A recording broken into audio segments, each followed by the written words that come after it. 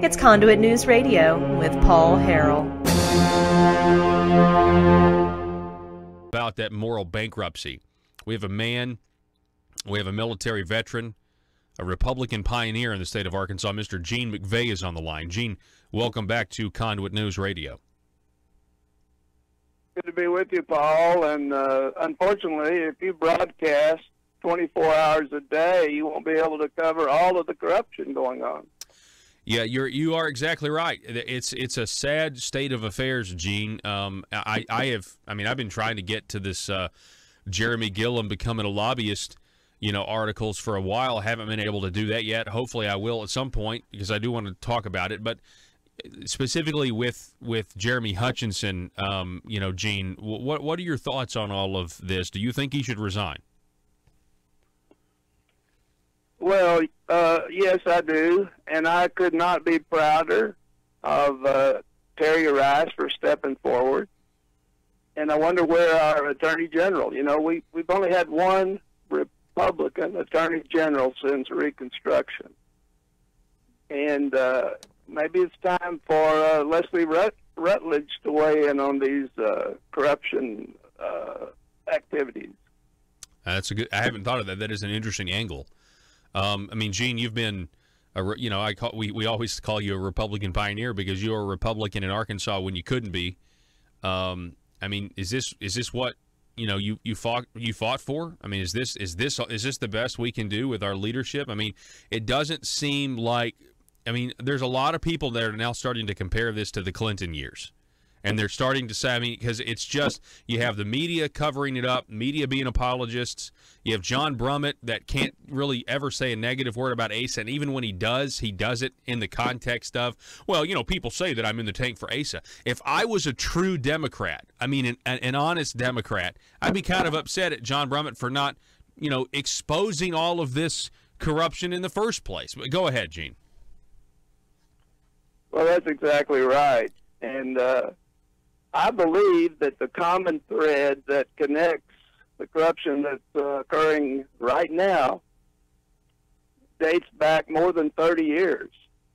And that common thread is Asa Hutchinson.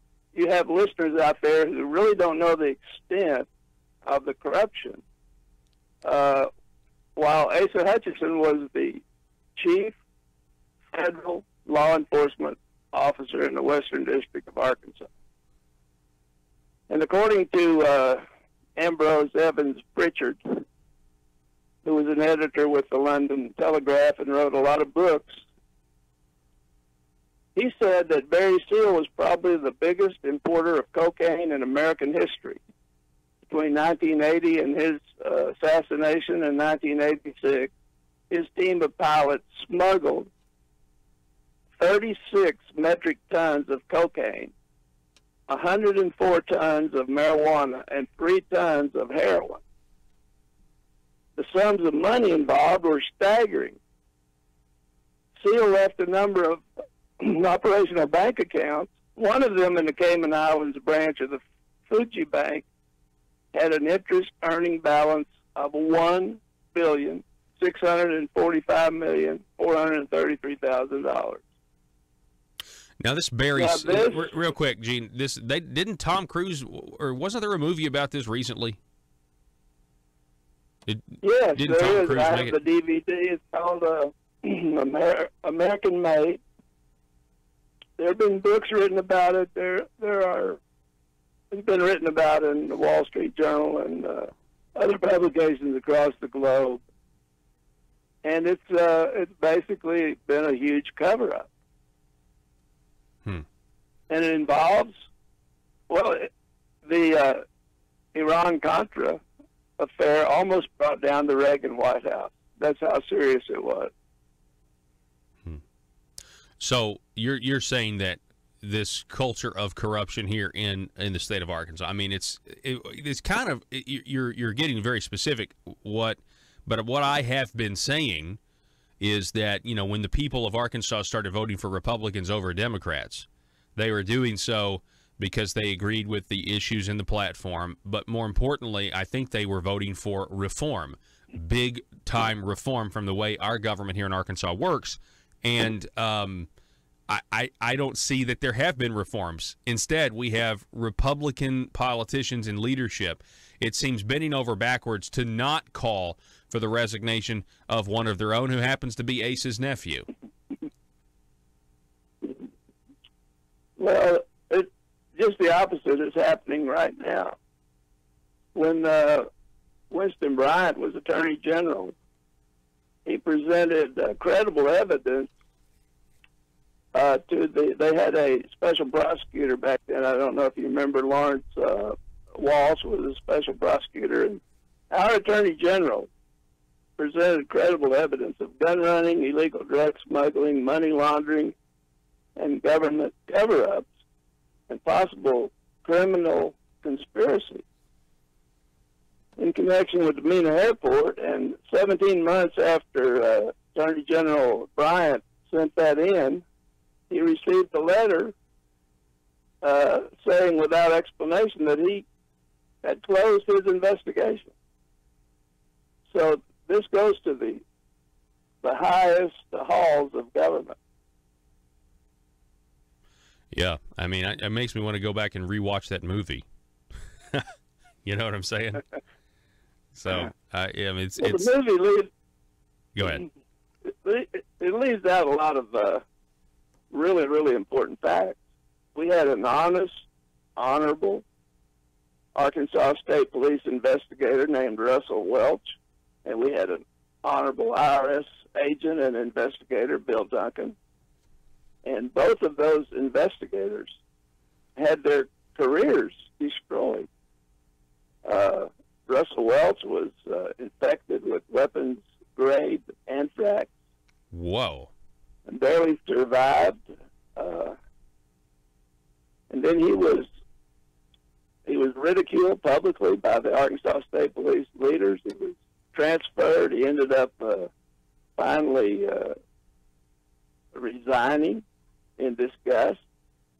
And Bill Duncan. And all this, I want to remind everybody, this, you know, what you're saying here, this was during the, you know, when Bill Clinton was governor, correct?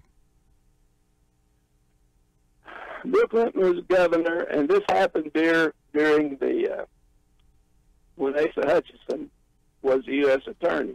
So that's the connection. That's the connection that you're making, then. Absolutely. Okay. Okay. But here's what I want your listeners to ponder. Think about this. Asa Hutchinson took 300 federal agents and surrounded the Covenant, the Sword, and the Arm of the Lord compound. I remember, yeah. Here, that was a big talking point in the primary that they put out. That he put on the Kevlar vest, and he went in and negotiated a hostage situation or something. Well, they went after this old preacher, James Ellison, in Elijah, Missouri. And James Ellison, he did not resist. And as you say, Asa Hutchinson interviewed him while wearing a flak jacket. But they had a peaceful resolution. They arrested and convicted Ellison, who spent about a year in jail. Ellison gave them 6 names of Aryan Brotherhood members. They prosecuted, and they were all found not guilty. But here's my question. Especially for those who idolize Asa Hutchinson. Why didn't Asa Hutchinson take 300 federal agents and raid the Berry Seal operation in Mena that was operating in Asa Hutchinson's jurisdiction instead of creating a diversion and media event in Western District of Missouri that was not under Asa Hutchinson's jurisdiction? That's interesting, and you're telling me a lot of stuff that I'm not necessarily familiar with, Gene. I mean, I'm really not as well versed, but I mean, that is an interesting question to ponder, for sure. And the feds were coming to Fort Smith. The Attorney General, Edwin Meese, had a press conference with Asa Hutchinson in Fort Smith, and they talked about petty drug crime and things like that. They never mentioned Mena. And George H.W. Bush came to Fort Smith. I received a phone call. I need to get down and meet George H.W. Bush at a reception. And so I went down and met him. When we shook hands, I said, I didn't catch your name. And the vice president broke out in laughter, and he took my hand with both hands, and he talked for quite a while. But why would the vice president, the former director of CIA, be visiting Fort Smith while all this stuff's going on in Mena? Yeah, I have no idea. We're talking with Gene McVay. I brought him on to talk about the culture of corruption. We're getting a history lesson here, so that's certainly interesting. Well, let's kind of bring it to the Gene. Let's bring it to the modern day. What is the solution now? Okay, I want real quick in the brief time that we have left. I would just like your thoughts on where we go from here. I mean, you have, because of the guilty plea of Rusty Cranford, you have Jeremy Hutchinson exposed, but not only Jeremy Hutchinson, but Entity H, which we now find out is this group, Teach for America, that Asa gave $2 million to because of a bill sponsored by Jeremy Hutchinson. And the president of Teach for America, this nonprofit, or the executive director, is Jared Henderson, the Democrat running against Asa now for governor. It seems like it's all one big close-knit family, and that there, is not even, there's no difference between the Democrat and Republican in this sense. What do we, as the people, need to do from here on out? Well, you talked about Frank Gladwell. If Frank Gladwell is not elected, then the number of honest conservatives in the legislature is, like the governor said, pretty much irrelevant. We need to be able to stop our tax dollars being spent to fight FBI subpoenas. Are you kidding me? And we can't even know how much they're spending. Yeah, you're talking about... And what they're trying to cover up. Yeah, the Bureau of Legislative Research hiring outside counsel to stop FBI from getting their documents. Yeah. Exactly. And it just goes on and on and on. Anybody who tries to bring ethics reform to the Marble Palace is going to be targeted and ridiculed. And they'll find opponents for them, and they'll fund those opponents with unlimited funds. So Arkansas has been sold to the highest bidder. And the highest bidder is the big pharma, the health care insurance, the hospital conglomerates. Yeah. So we just have to hang on, I guess. Yeah, it's almost like we just have to we kind of have to endure it. That's kind of where I am, and I really hope. I mean, I hope that we have justice. I hope the legal process plays out, and I hope we can clean up our government. I just, you gave us this 30-year history lesson. I don't know. Maybe that is the common thread. I just know that the people of Arkansas, we deserve better than this, and we've got to have an honest government, and that's all that we want. I don't even care now. I'm getting to the point where if you're a Democrat, but you're an honest Democrat, I would rather have an honest Democrat that is in office and just tells people where they stand than have these dishonest Republicans that are claiming to be more conservative than they really are, and they're stealing from us and taking our money. I mean, illegally. Like I'm to the point I can't even talk about limited government policy, Gene.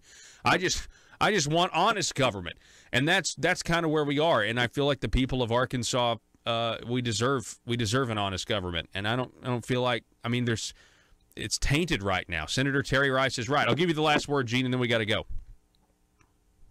Well, I have to say that I miss Mike Beebe. Oh, wow. I'm not a Democrat, but Mike Beebe was so much more honest than what we're seeing right now, in spite of being for Obamacare and some of those things. At least I trusted Mike Beebe. Wow. That is a huge statement. Gene McVay, Republican pioneer, been doing this for a long time. I appreciate you. Thank you so much for coming on, sir. Thank you, Paul, and keep up the good work. All right. Thanks, Gene. Folks, got to go to break. Back in a minute.